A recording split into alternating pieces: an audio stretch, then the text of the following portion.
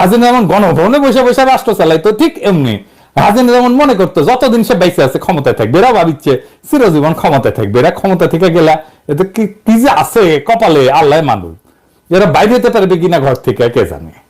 আমি তো আমার এপিসোডের শেষে একজন শহীদের গল্প বলি, আজ একজন শহীদের গল্প বলি।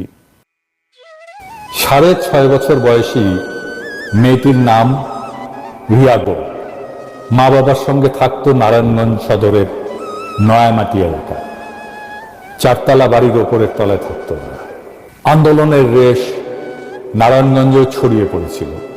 শুক্রবার বিকেলে নয়ামাটি এলাকায় চলছিল সংঘাত আর গোলাগুলি। সেই গুলিতেই প্রাণ গেল ছোট্ট রিয়ার। দীপক কুমার গোপ ও বিউটি ঘোষ দম্পতির একমাত্র সন্তান ছিল রিয়া। স্থানীয় একটি রড সিমেন্টের দোকানে ব্যবস্থাপকের কাজ করেন দীপক। বিয়ের 5 বছর পরে এ দম্পতি